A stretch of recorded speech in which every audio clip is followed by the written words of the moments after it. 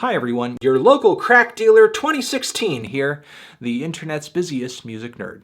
And it's time for a review of the new Jeff Rosenstock album, Worry. Pop punk prince, formerly the frontman of Bomb the Music Industry, Mr. Jeff Rosenstock coming through with a new record. Following up his impressive 2015 album, We Cool, which was not just a catchy, fun album of rock songs and punk rock songs. It was an emotional roller coaster of self-deprecation, diving into the everyday struggles of maladjusted millennials who are high on drugs and low on opportunities. It may be a little self-centered at times, but on this record, Jeff effectively turned into himself to express some universal truths that I think a lot of young people can relate to, despite him being even 4 years older than me, and I'm barely a millennial. And once again on Worry, Jeff is kind of dealing with his perpetual immaturity. Right on the opening track here, he laments about his loved ones and his friends getting older and moving places and getting married and starting a family.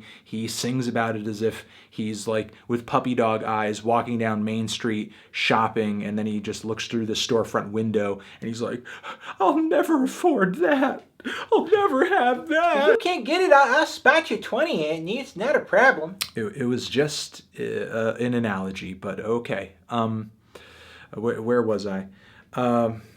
But this isn't all about Jeff's woes about sort of being a non-functional adult. This album, he also sort of searches outside of himself and turns his sights on the social chaos America has found itself in the middle of in this election year. The song To Be a Ghost kicks off with these acoustic guitars and Jeff singing about the unrest he sees in this new generation kind of being squandered on social media, but then eventually their anger is sort of awoken as they realize they're tired of being out in the cold and how they're gonna burn those fuckers in their homes. And I think toward the beginning of the track there's a blatant reference to a lot of the police brutality that's been displayed in the news over the past few years. And the song Rainbows is this really rowdy piece of ska punk that I think is about being evicted and just living broke. I mean, it's not really that long or that densely lyrical of a song. And the thing is that this track and many other cuts in the second half of this album are all like these little vignettes that segue into one another really seamlessly. And in a way, all these tracks come together and tell a complete story, or at least give a full picture of Jeff's thoughts and opinions on the economy, the rich, and our political class in America taking advantage of the poor. The song Bang on the Door is like another extension of this track where Jeff is sort of paranoid of this eviction, I think, as he sings about the neighborhood he lives in judging him for sleeping late and coming home drunk late at night. This story continues on to the track Planet Luxury, where Jeff is singing about the cycle of poverty, materialism, luxury, and desire that a lot of the poorest Americans find themselves locked in. Just take a look at these lyrics right here. They're actually quite soul-crushing. And the song Hellhole is a dramatic moment in what is essentially this punk rock opus with numerous phases to it. The song has a gentle opening that eventually leads to this powerful climax, both lyrical and musical, as Jeff is shouting at the top of his lungs, "We don't wanna live inside a hellhole." Now, there are moments where Jeff veers off from these topics, like on the track While You're Alive, which is a song where he sings about wanting to tell someone who he cares about, wanting to tell someone who matters that they matter, that he loves them, while they're still around, because it's his opinion that people feel least wanted and least important while they're still alive. But hey, everybody loves you when you're dead.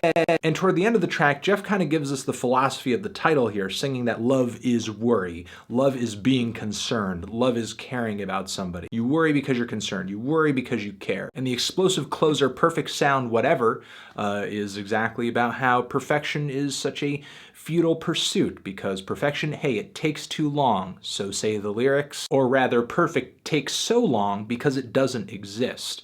What I love about a lot of these short tracks is Jeff comes through with not only catchy music, but killer one-liners on every single song. Like, he's making a great point on every single track here. He really thought of what he wanted to say and then thought of the best way to phrase it so that he could condense it down into just a couple lines and just make an immense impact on the listener. In the first half of the record, a lot of the tracks are a little more standalone. They're not like in this series of very quick, seamless cuts. like the song I Did Something Weird Last Night, where Jeff in a story seems to make out with this girl and then he's worried the next day about her regretting it or not wanting to have anything to do with him or thinking he's weird. And the song Wave Goodnight to me, which I was sort of on the fence with when I first heard it, sounds way better in the context of this record.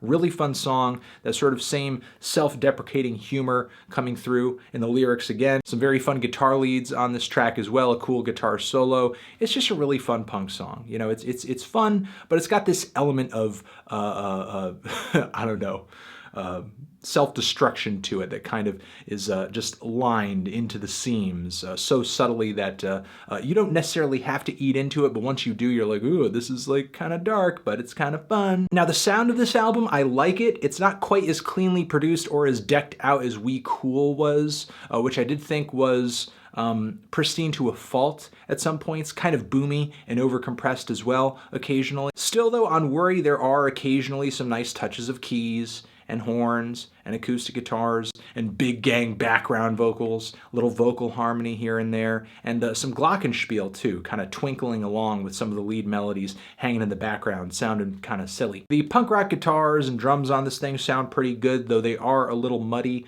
They aren't quite as punchy. I think they bleed into one another a little bit, which has its pros and has its cons. I mean, the recording on this thing feels very live and in the moment. Like all these seamless tracks that I'm talking about on the record, it feels almost as if the band sort of played that all in one go, which is pretty exciting. It's like sounding like you're at a Jeff Rosenstock show or something. The con is that things are a little messy here and there. Like on the song I Did Something Weird, where it feels like he can barely keep up with the words that he's written for himself because he's singing at such a fast speed and in such a, I don't know, a weird flow. Still though, I think that amateurishness of Jeff's voice is part of his appeal, though it is certainly an acquired taste. His singing is somewhat off-key occasionally, very yelpy, but you can't deny that he really sells these tracks. He gives them a lot of passion, gives them a lot of emotion, and the vocal melodies he writes are pretty good, even if he can't sing them perfectly. The only track that sort of stuck out to me as being weak was maybe Blast Damage Days, which had these very dreary, underwhelming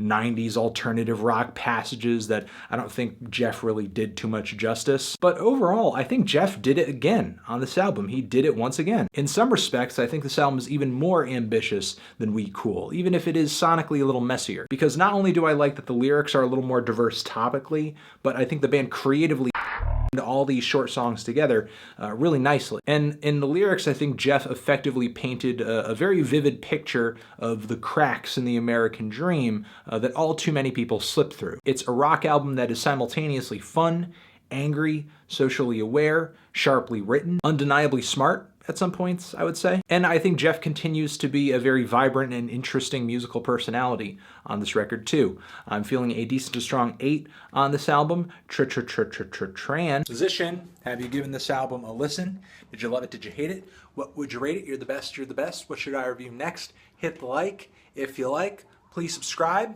Please don't cry, but feel free to leave an angry comment down there in the comments. All sorts of links next to my head. Videos, subscriptions, the website, and that's it, guys. Forever.